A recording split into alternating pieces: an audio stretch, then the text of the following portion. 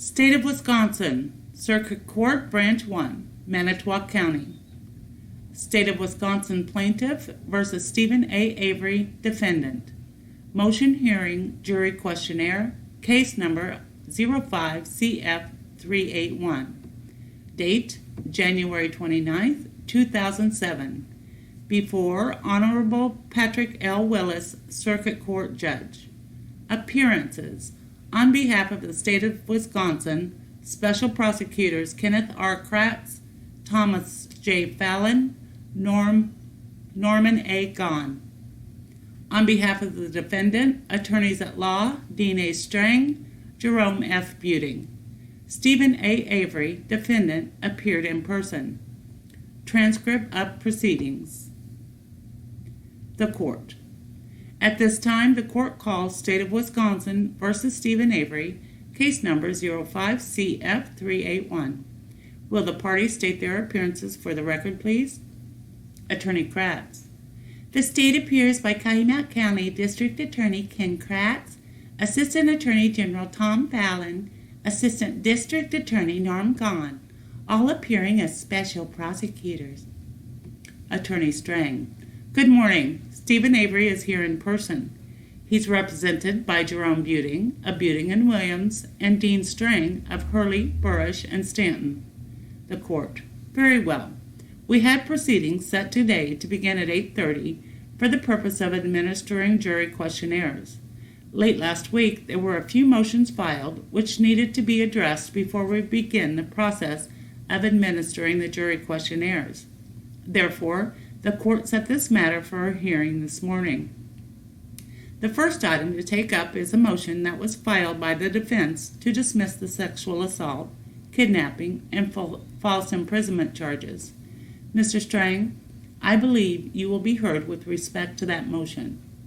Attorney Strang. Thank you.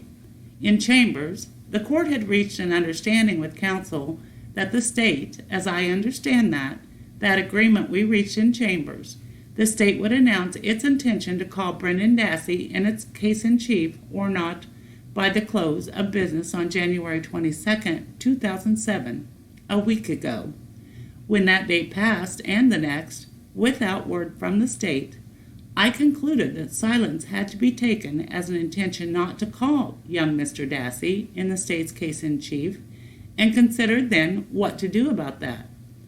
This is something that has been close in mind for me since March 10, 2006, the filing of the amended information and the substantial disagreement that the parties had over the requirement, if any, that Wisconsin law imposed for the state to show at least probable cause for the first-degree sexual assault, kidnapping, and false imprisonment charges that the amended information added, apparently by timing and by content of the Dassey complaint, solely or almost solely on the strength of Brendon Dassey's statement inculpating himself.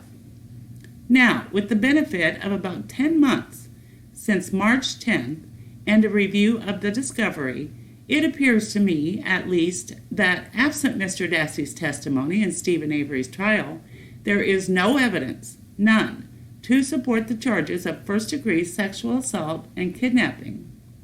And while it is, I concede, a somewhat closer call, I don't think the state can support the charge of false imprisonment either, which includes an essential element of confinement or restraint.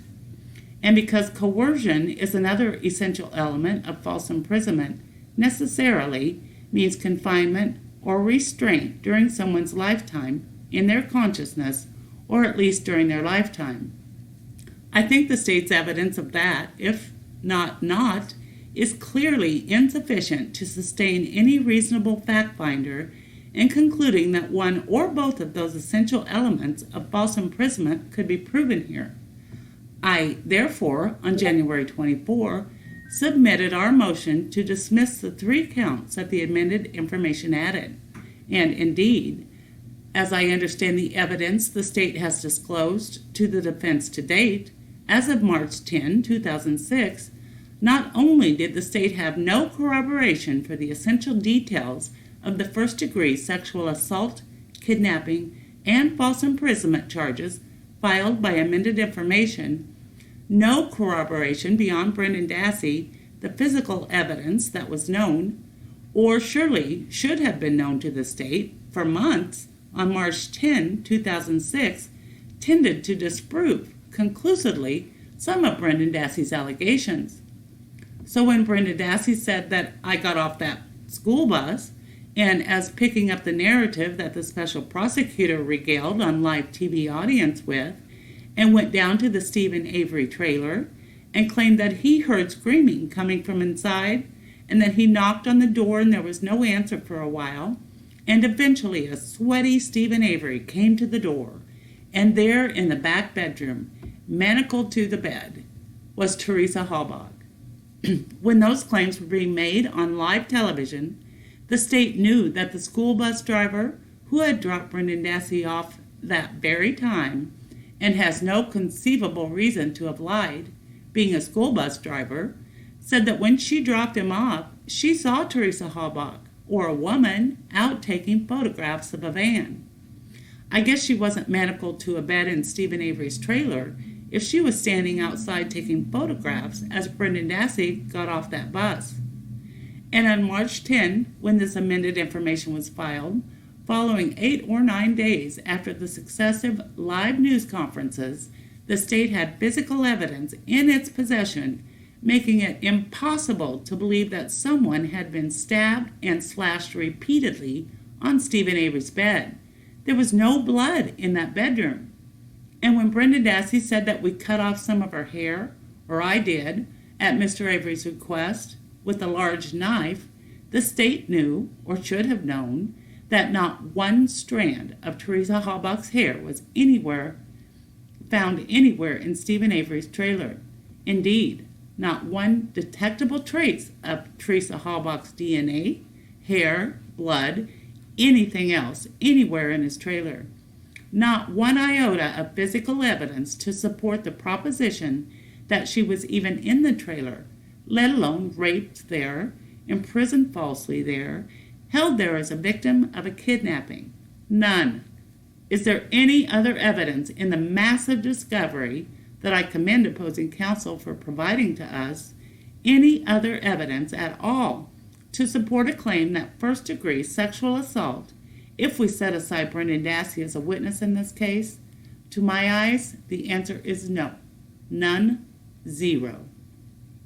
In 20 minutes, we're going to have a jury panel brought in here, and they will need to be told, if we are to understand sensibly their answers, and if they are to answer sensibly, a 12 or 15-page questionnaire, whatever it is, they will need to be told what charges are to be tried, what charges are we to hear, what allegations is the state making against the man accused. And where there's no evidence, evidently, I will stand corrected if there is, and I'm sure counsel will correct me if I'm wrong. But where in my line of sight there is no evidence to support a first-degree sexual assault charge or a kidnapping charge, and insufficient evidence at best to support a false imprisonment charge, this jury should not be told that those charges exist, and indeed they ought be dismissed. We can address then whether that's a sufficient remedy. I think it's not. I think some further action will have to be taken by this court to counteract the effect of allegations made against one young man, defendant A, in a separate case that were imported, although inadmissible, imported in the public mind to impugn the presumed innocence of defendant B in an entirely separate case. But the issue first is dismissal, and then what more would be required? The court. Mr. Kratz, Attorney Kratz. Thank you, Judge. After the state files an information, the defense has an opportunity, and in most instances, an obligation to bring a motion to dismiss. Mr. Strang did that on the 3rd of May when he brought a motion to dismiss those 3 additional counts in the information. And this court, after finding probable cause, believed that the 6 counts against Mr. Avery were supported by evidence that, if a jury was to hear, could be believed and could sustain a conviction. Let me remind the court, let me remind Mr. Strang, that it is the state's decision what charges go forward against a state defendant, not the defense attorneys, and with all due respect, Judge, not the courts. The decision, however, on what to go to trial with and when that decision has to be made is something that is ripe for discussion this morning. And although not a decision for the court and not a decision at the urging of the defense, this court has to consider what factors the state must take into consideration when determining what charges go forward. Necessarily in this case, and quite unfortunately in this case, we then have to talk about Brendon Dassey. I say unfortunately because under most circumstances, in fact, save this circumstance, I can't think of a time when it would be appropriate in open court, on television, to discuss the status and the nature of plea negotiations in an ongoing case, in an ongoing criminal prosecution. I'm talking about Mr. Dassey's prosecution. But Mr. Strang has made some of those things public, and in the Dassey case, some of those things have been made public. So I'm going to limit my discussion of the plea negotiations in Dassey's case to that which has already been public. This court already knows that in May of last year, 2006, a plea agreement had all been reached with Mr. Dassey, which included Mr. Dassey's deal, decision, agreement to testify truthfully in the Stephen Avery case.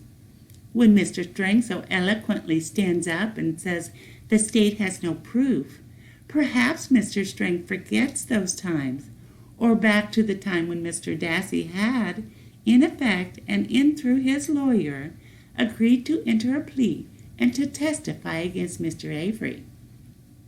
It wasn't until Mr. Kaczynski, through a whole different story, was stripped of his ability to handle felony prosecutions by the State Public Defender's Office, which, by the way, was almost instantaneously reinstated after Mr. Kaczynski agreed to get off the Dassey case, that new lawyers were appointed in the case and plea negotiations began anew with Mr. Dassey. This court knows that those plea negotiations have been ongoing, and this court knows that the deadline for those plea negotiations was the 22nd of January. I agree with Mr. Strang that that was the time when the state was to hear from Mr. Fremgen, who is Mr. Dassey's new lawyer, as to whether or not, first of all, Mr. Dassey was going to change his plea, and secondly, and perhaps more importantly, that if called as a witness in the Avery case, what posture, what position would Mr. Dassey take? This court knows that on the 24th of January, 2 days after the deadline, I received notification from Mr. Fremgen. I alerted the court. I sent the court and counsel a copy of Mr. Fremgen's letter setting forth what Mr. Dassey's position would be if he was called. Importantly, Judge, that letter indicates that Mr. Dassey, although if called in the Avery case, would invoke his Fifth Amendment right against self-incrimination if granted use immunity by the court, presumably upon direction by the state that Mr. Dassey would testify in the state's case in chief, would testify on rebuttal, or would testify when the state chooses to call him. And therefore, there is evidence as to the 2 counts that Mr. Strang claims, again, so fervently, that there's no evidence for that Mr. Dassey would testify. Now, that doesn't stop the analysis by the state.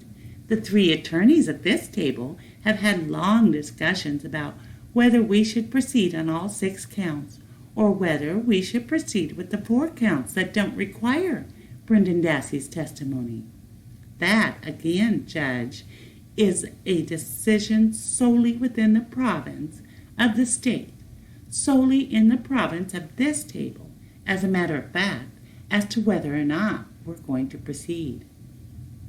That decision doesn't have to be made by law until jeopardy attaches, until the jury is instructed by the court as to what the charges are.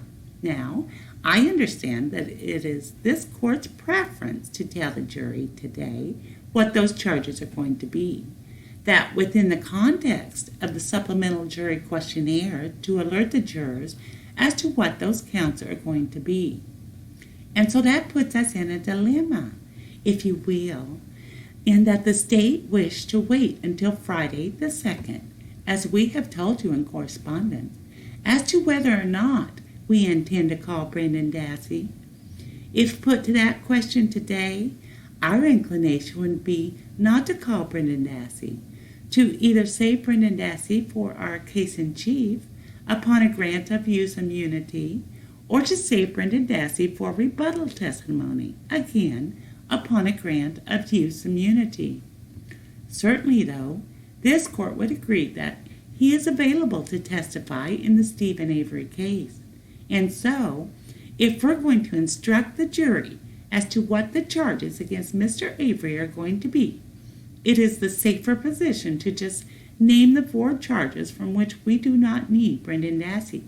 Again, our preference, if I can reiterate, is to wait until the 2nd, is to wait until Friday, when the state can decide how to proceed. Would, or is it possible that Brendon Dassey would change his mind about a plea agreement between now and Friday? Absolutely. Given the ongoing nature of the agreements, that's always possible. But for practical purposes, if the court wishes an inclination by the state, I'm happy to give that. But the bottom line is, this court does not have the authority to dismiss those 2 counts.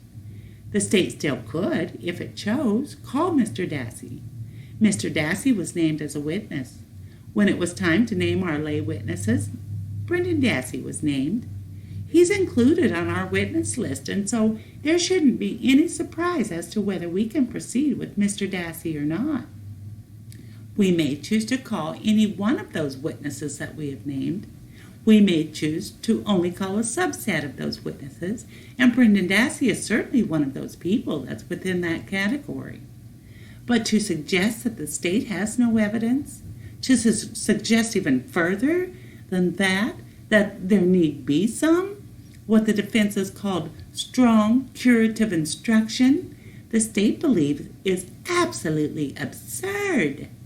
Anytime use immunity is conferred in a case when there is 2 defendants, which isn't unusual, those of us that have been practicing criminal law for a long time know that happens once in a while, especially when one defendant has given an inculpatory statement which inculpates another. Those are called interlocking confessions. And when that happens, it's not unusual for use immunity to be conferred. To suggest, though, that the jury has to be somehow informed even before they are selected as to the nuance of the use immunity statute, as to whether the state chooses to call a witness or not, and specifically, in this case, that there should be some negative inference taken by the fact that the state chooses to call somebody or that the state chooses not to proceed on 2 counts is simply not supported by law. We're asking, then, that the court reject, first of all, the defense motion to dismiss. We're asking that the court reject the inclination to provide some curative instruction, which certainly would prejudice the state. The prejudice to the state judge should be obvious. If we have to start this case swimming upstream, if you will, in the face of some instruction given to the jury that they should be taking some negative view of the state, then we intend to proceed on all 6 counts. We will. We will ask the court to grant Mr. Dassey use immunity, and we will proceed on all 6 counts. If, however, the state is not so inclined, if the court is not so inclined, If the court, like every other case, is going to proceed to jury selection without providing this strong curative instruction, or not further contaminating the potential jury pool, which recent pretrial publicity the state believes and the state argued already has, then it is our inclination to proceed on the 4 counts. Again, those 4 counts that do not require Brendon Dassey, allowing us, as is within our province, to make a decision as the trial proceeds, whether we call Brendon in our case in chief, whether we call him in rebuttal, or whether we choose not to call him at all. Thank you, Judge. The court. Before I turn back to Mr. Strang, within your argument, is there a motion to dismiss the sexual assault and kidnapping charges or not? Attorney Kratz. Not until the judge rules on this motion, and I don't mean to be cute with the court, and I think you understand, Judge, that it's the curative instruction, your inclination, that causes the state the most concern. I am, and I have, as you know, been candid with this court as a matter of courtesy. I have told you all along what our intention was going to be. Without that curative instruction, the state, I will tell the court, as I have told you candidly, intends to proceed on 4 counts rather than 6. But if the court is going to give a curative instruction, then we do have that objection. The court. I understand, Mr. Strang, briefly. Attorney Strang. All due respect to counsel, the state is supposed to start every criminal case swimming upstream, and the strong current against which the state is supposed to be swimming is a presumption of innocence. That presumption of innocence has been eroded, if not eliminated here, by the specter of Brendon Dassey offering admissible as opposed to inadmissible evidence. It's too late to sit on the fence here. We can't very well tell this jury that there are 4 counts to be tried, and then tell them next Monday, oh, by the way, there is also a rape and a kidnapping. You can't do it. Neither can either side, as a practical matter, give an opening statement in this case without knowing whether the alleged accomplice is testifying or not. Now, Mr. Kratz was candid enough to concede, if one listened carefully, that Mr. Dassey is available to him legally. The state can move for use immunity. The court then grants that immunity. The case law suggests that the defense has very little to say about that state request. It's just too late now, 10 months after these charges were filed, to say, we'll tell you later, because the jury questionnaire process is beginning, and we can't rely on the answers these jurors give to whether they can try this case fairly unless they know what it is they are trying in outline. It's just too late.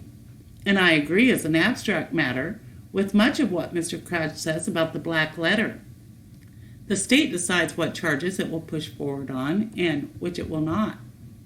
And I also, let me be clear, if Brendon Dassey takes the witness stand on a similar chair, 1 county over, he has admissible evidence to offer once he's sworn under oath.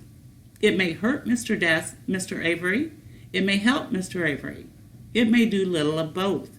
But it is admissible evidence once he takes the stand. And until he sits down in a chair like that, nothing he's got to say is admissible on the state's offering, or at the state's instance, or over defense objection. So the state has all the information it needs today. It has had it for months to decide whether it's calling Mr. Dassey to prove the 3 charges it added in the amended information or not. This court has a right in managing this trial and in selecting a jury, and ideally having it not be a waste of time, to know what charges it's trying with the jury it's picking.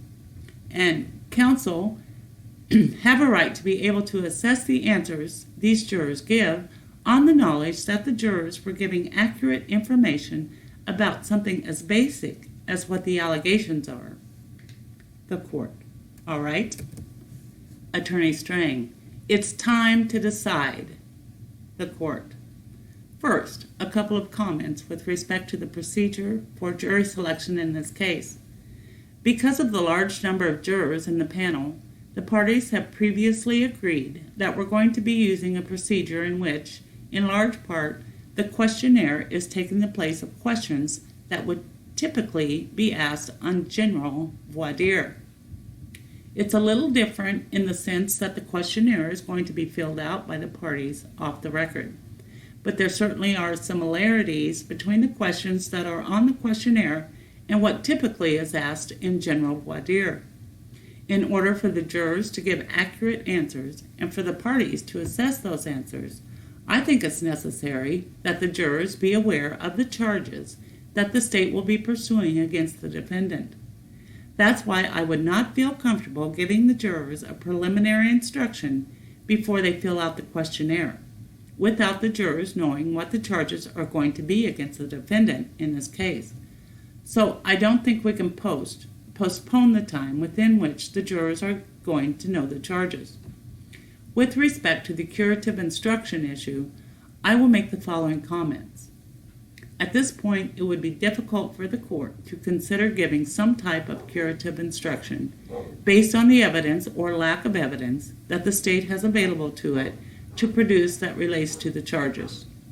To be sure, in the course of these proceedings, the court has gleaned some information concerning evidence which each side may choose to produce, but that's not been fleshed out in any great detail. I understand from the representations that have been made to the court that the state has, or has not, as time has gone on, had an idea of what type of evidence it might hope to gain from Mr. Dassey. I'm not aware of anything to suggest that the state has been acting in bad faith in any regard.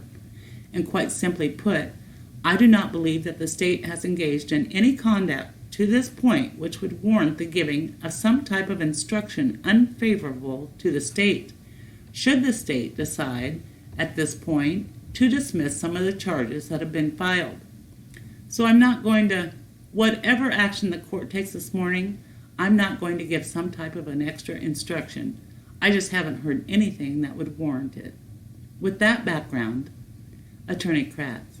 Judge, may I be heard then before the court? Yes, Attorney Kratz. You roll further.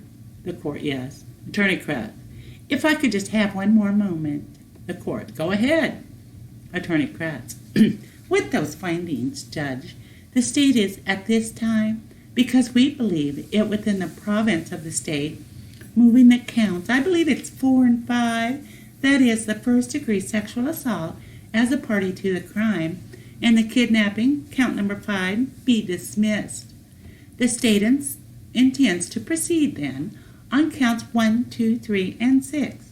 I'll be happy to provide a court with what will be called a second amended information, which will actually make count 6 count 4, so that the jury isn't confused as to the number of counts or why there may be a gap in those charges.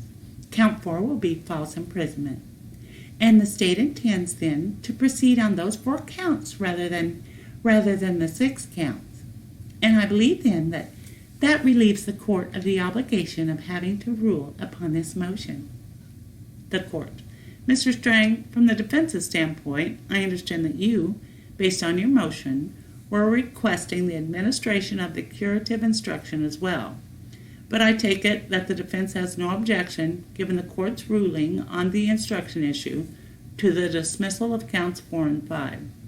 Attorney Strang. Provided that's a dismissal with prejudice, which is the court's prerogative, once the state has moved to dismiss, not the state's. We don't object to a dismissal with prejudice of counts 4 and 5. The court. I have dealt with this issue before. There is a, frankly, question as to how much power the court has in that regard when a dismissal is granted at this stage in the trial. At this point, my inclination would be simply to grant the state's motion to dismiss those counts. I'm not going to rule at this time, nor do we have time to address the issue as to whether or not they would be with or without prejudice. The law is that the dismissal, absent some other finding by the court, I believe, is without prejudice. and I'm not prepared today to do any more than that. Attorney Strang. Here's the problem, and here's why the court needs to take some further curative action. Since March 10th, up through the WFRV report last night, for example, Stephen Avery has been presented as a man who allegedly raped, mutilated, and murdered Teresa Halbach. Now, the first question, I guess in a bigger scale this raises, is how many times will Stephen Avery be charged in Manitowoc County with rapes he didn't commit? This makes 2, and the public, for 10 months, has been led to believe that he's a rapist, in addition to all else they might think about him. Where do we go? Forget getting the 18 years back on the first one. Where do we go to get the last 10 months back? Where do we go to get our presumption of innocence back from a public who believes and has heard time and again that he is an alleged rapist, even before murder? The court. Right. I'm not precluding you from advancing that argument at some point in the future. I'm just saying I'm not prepared to make that ruling today. Attorney Strang. And I want to be clear, then, on the record, that we are heading into a potential for mistrial by going forward on the false imprisonment count, if the court's ruling permits the state to do that, and if the state believes that it will avail itself of the dismissal without prejudice, later to call Brendon Dassey and to argue that there is no surprise and therefore, under Wisconsin statutes, an amendment of the information should be permitted, or argue that it wants the information to conform to the evidence it plans to adduce by calling Mr. Dassey, there will be a mistrial motion, and it will be a serious motion. Attorney Kratz. If I may interrupt, Judge. The court. Yes. Attorney Kratz. I will concede, just out of fairness to Mr. Strang and to the defense team, that during the course of this trial, the state will not ask the court reinstate those charges, will not ask the court add the additional counts, even if Brendon Dassey is allowed to testify. That should at least get us through this proceeding. The court. All right. And with respect to the defense extra motion to dismiss the false imprisonment charge, I previously ruled that given the law in the state of Wisconsin on preliminary examinations and the court's duty and the ability of the state to add a charge that's factually related to the bindover, that the state has the right to do that. And I'm also not, obviously, at this point in the proceedings, in a position to say that there's no evidence that the state can produce to sustain that charge. So the court is denying the defense motion to dismiss the false imprisonment charge. I will grant the state's motion to dismiss counts 4 and 5, the first-degree sexual assault charge, and the kidnapping charge. Attorney Strang. That said, the state's proposal of a second amended information makes sense, given the state of the record and the court's rulings. The court. All right. It was my understanding Mr. Fallon also wished to be heard on the jury selection process before we bring the juries in for the questionnaires. Attorney Fallon. Yes, thank you, Judge. Just a couple of preliminary thoughts. And I realize, at least I recollect from our phone discussion on Friday, that I think the balance of this will have to be addressed on Friday afternoon, I believe. But I just wanted to point out that the court's intent to limit the parties to 10 to 15 minutes of individual voir dire to follow up on the juror questionnaire, which is about to be filled out by the jurors today, would arguably, and I know counsel and I think, are in agreement on this, that the 15-minute was arguably sufficient, although I think both of us had serious concerns about that. But when I replied to the defense submission on January 5th, as I presented, I would, and hearing no objection from the defense and no objection from the court, I was surprised that many of the submitted questions by the state were deleted. Many were accepted. So my concern is that, at best case scenario, 15-minute individual voir dire was marginally sufficient given what I expected the supplemental juror questionnaire to contain, and that is many of the suggestions or several of the suggestions that I agreed with from the defense, as well as many of the state. The court on its own chose to disregard several of the submissions of the state, and presumably that's in the court's prerogative, as I'm aware that jury selection, there is a vast amount of discretion afforded to the trial court. But again, not hearing any objection from either the court or opposing counsel, I expected to see a little more robust supplemental juror questionnaire. However, the court has exercised that discretion and determined otherwise. Our comment is that I would like the court to address the follow-up voir dire procedures on Friday afternoon, because I'm not sure, quite frankly, that 10 to 15 minutes will allow counsel adequate time to explore other matters not included in the general or in the supplemental juror questionnaire. As I indicated earlier on, although it's unusual and not advisable to use the supplemental juror questionnaire as a stand-in for general voir dire, it certainly is possible, but, and I understand the court's desire to not create an unwieldy document for the prospective jurors, but I would ask the court to reconsider its idea as to how the follow-up voir dire is going to occur. I'm very concerned that, at least from the state's perspective, that we will not have adequate time to pursue other matters in that time frame. The court.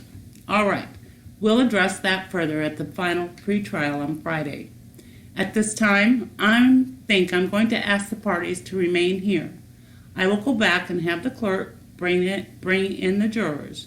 Then I will come back out on the bench and give the jurors the preliminary information prior to their completion of the questionnaire.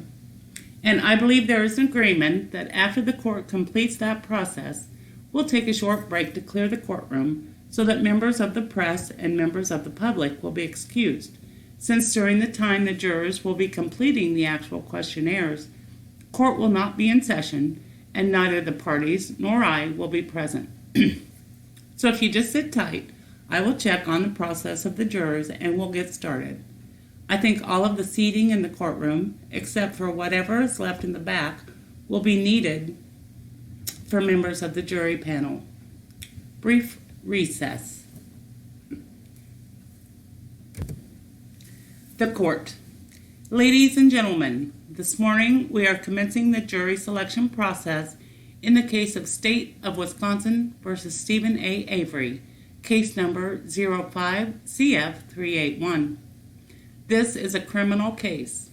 In a moment, I will read to you the crimes charged in the information in this case. The information is nothing more than a written, formal accusation against a defendant, charging him with the commission of criminal acts. You are not to consider the information as evidence against the defendant in any way. It does not raise an inference of guilt. The information in this case charges the defendant, Stephen Avery, with being a party to the crime of first-degree intentional homicide of Teresa Halbach. Mr. Avery is also charged with party to the crime of mutilating her corpse, false imprisonment, and felon in possession of a firearm. To each of the charges I have just read, Mr. Avery has entered a plea of not guilty, which means the state must prove every element of the offenses charged, beyond a reasonable doubt. The law presumes every person charged with the commission of an offense to be innocent. This presumption attends the defendant throughout the trial and prevails at its close unless overcome by evidence which satisfies the jury of his guilt beyond a reasonable doubt. The defendant is not required to prove his innocence. The burden of proving the defendant guilty of every element of the crimes charged is upon the state. Before you can return a verdict of guilty on any count, the state must prove, to your satisfaction, beyond a reasonable doubt, that the defendant is guilty on that count. The case is being prosecuted by Special Prosecutor Kenneth Kratz. Mr. Kratz, if you can please stand up. Attorney Kratz. Good morning. The court. Thomas Fallon. Good morning. Norm Kahn. Good morning. The court. The defendant in this case is Stephen Avery. The defendant. Good morning, ladies and gentlemen. The court. And Mr. Avery is being defended by attorneys Dean Strang. Good morning. Jerome Buting. Good morning. The trial itself is expected to take approximately 6 weeks. 16 members of the jury panel will be selected to serve on the jury. While only 12 members of the jury will arrive at the final verdict, 4 additional jurors are being selected to hear the case in the event members of the jury should have to be excused before the jury retires to deliberate. Should there be more than 12 jurors remaining at the close of the evidence, the alternate jurors will be selected by lot. The process we are about to engage in is called voir dire. Its purpose is to assure that the jury ultimately impaneled to hear this case is comprised of people who are not biased or prejudiced.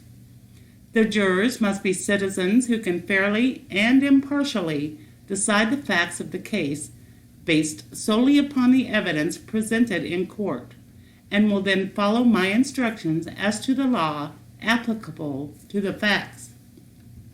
We are using the proceeding today to have all prospective jurors complete a written questionnaire. Some jurors will be called back for further individual questioning beginning next Monday, February 5th.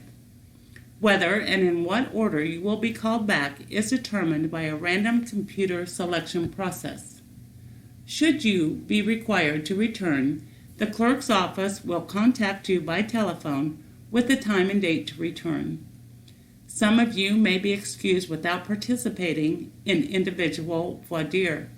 The voir dire process is going to require that you disclose publicly a certain amount of personal information about yourselves and your families that you may otherwise want to keep to yourself. It is unfortunately necessary. In special circumstances, exceptions may sometimes be made to ensure the privacy of your answers. You will have to indicate on the questionnaire if you think you have a valid reason to ask for an exception. This morning, we will proceed as follows. In a few minutes, the clerk will hand each of you a written questionnaire which you are to complete under oath. Please take your time and answer all questions as completely and accurately as you can. If you are uncertain about how to answer any question, please note your uncertainty in your written answer. I will not be available to individually answer any questions you may have as you complete the questionnaire. When you have completed and signed your questionnaire, return it to the clerk, who will turn all the completed questionnaires over to me. After you complete your questionnaire this morning, you will be excused for the remainder of the day. After some prospective jurors have been brought in and questioned individually, next week, the lawyers and I will confer to decide if any juror should be excused for cause, that is, for any legal sufficient reason. If I rule that any prospective juror is to be excused for cause, that particular panel member will be told and released from further service in this case. After a sufficient prospective number of jurors have been questioned individually, the lawyers will be permitted to exercise their preemptory challenges upon those remaining on the panel.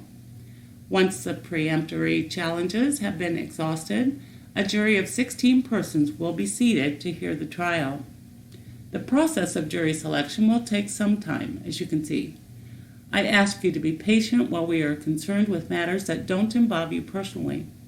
I strongly suggest that you bring something back to read while you wait next week, should you be called back for individual voir dire. It is estimated by the lawyers that it will take 6 weeks to try the case once the jury has been selected. You should all have received a letter asking you to request to be excused in advance. If a case of that length would cause you any extraordinary personal hardship, those who responded that it would, and whose reasons were found to be sufficient, have already been excused. The court understands that serving on a jury for 6 weeks presents a significant inconvenience to most people. That is an unfortunate but necessary price we pay for the system of justice that we enjoy. If any of you has a reason now to believe that you would suffer some exceptional hardship other than the inconvenience jury service causes everyone to sit on a case of this duration, please give specific reasons in your response to the pertinent questions on the questionnaire. This case has received a substantial amount of publicity in the newspapers and on radio and television. That you are aware of the publicity does not by itself disqualify you. If, however, that publicity has caused you to form some opinions about the case already, and you think you might be unable to put those opinions aside and listen to the evidence with an open mind, please be candid about it on your answers to the relevant questions on the questionnaire and when you are questioned individually. After the trial starts, it is absolutely essential that the jurors who are chosen for the case learn nothing whatsoever about it from any source other than the evidence presented in the courtroom. The jury will be obliged to that end not to read, listen to, or watch any news accounts of the trial, nor to talk or let anyone else, including one another, talk to them about any aspect of the case until it is over. I also instruct you that for so long as we are engaged in the process of jury selection, you are not to read, listen to, or watch any news accounts of this case or of the proceedings, nor talk to anyone or let anyone else talk to you about any aspect of the case. That means not listening to radio accounts about the case, not reading any newspaper accounts, and not watching television news coverage of this matter. As we conduct the voir dire process, you will naturally be meeting each other and talking among yourselves. It is extremely important, however, that you do not discuss this case, including the voir dire questions or your answers to any of those questions. Do not share anything that you may know or any opinions or impressions you may have about the case with any other prospective juror. Do not talk about your individual answers to the questionnaire or any questions you are asked in open court with anyone.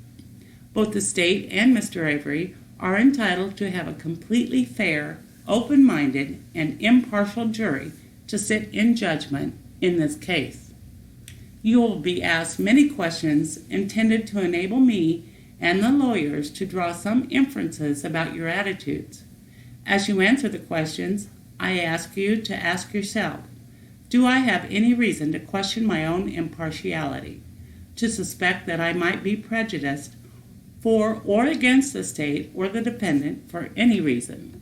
In other words, are you aware of anything which would prevent you from rendering a fair and impartial verdict based solely on the evidence presented in this courtroom and the instructions I will give you at the end of the trial? So, as to the law applicable to this case, if so, please be truthful in making that known to us.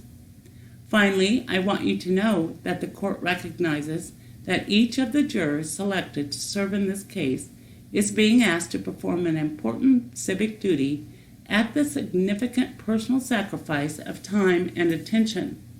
While it's not the same as serving in the military, for example, in a sense the jurors are being drafted into government service for 6 weeks. Your service in this case imposes a greater burden than we ask of most citizens. I would ask you to keep in mind, however, the deep personal satisfaction that you can receive from knowing, should you be selected as a juror, that you answered the call of your government and served with honor by rendering a verdict based not on any preconceived notions, but only on the evidence introduced at trial and the instructions given to you by the court. At this time, before we break, I'm going to ask the clerk to swear the panel. The clerk. Would all the jurors please rise and raise your right hand? Jury panel sworn. The clerk. Please be seated. The court. All right, members of the jury panel, in a minute, you're going to be coming back here to complete your questionnaires. Because of the fact court will not be in session during that time, we're going to clear the courtroom of everyone else before we ask you to do so. So at this time, the clerks and the bailiffs will escort you back to the other courtroom that you started in. You will be there a few minutes. You can take a rest stop if you need to, and then you will be brought back here to complete your questionnaires. You may stand at this time and be escorted out. Jury panel not present. The court. All right. The prospective jurors have now all left the courtroom. Counsel, anything else further before we go off the record? Attorney Strang. The court's instructing on publicity. It probably would be a good idea to add the internet. Attorney Fallon. Right, that was the only thought I had. The court. All right, thank you. We will adjourn at this time, and I will see you back at 10:30. Attorney Strang. Thank you. Court is in recess. Aside by the reader. The second half of the jury panel present. The judge gives the exact instructions to the second group of potential jurors, with the exception that he includes Mr. Strang's suggestion, if chosen for jury duty, they are not to search the internet for information regarding this case. Second half of jury panel is escorted out. Back on the record. Jury panel not present. The court. You may be seated. The members of the jury panel have now left for the other courtroom, and the courtroom is clear. Counsel, I would ask, this is our last time on the record for today. I would ask you to stop back in chambers after we're done, just so we can clarify the agenda for the pretrial on Friday. Attorney Buting. Judge, can I make one question here? The court, yes. Attorney Buting. It didn't occur to me when you read it the first time, and as I listened this time, do the jurors know that they will not be sequestered for the full 6 weeks? The court. Well, they haven't been told that they would be sequestered. They haven't been told that they have not been. I suppose we'll have to address that in individual voir dire. I will notify them of that fact at the outset. Attorney Buting. Okay. Might just be something to be aware of if we get questionnaires where people talk about hardships, that maybe they are thinking it would be a bigger burden than it really will be, since they will be able to go home. Probably should have discussed this earlier, but it just slipped my mind. The court. All right, thank you. Anything else? Attorney Kratz. No. The court. Very well, we're off the record for today. Proceedings concluded.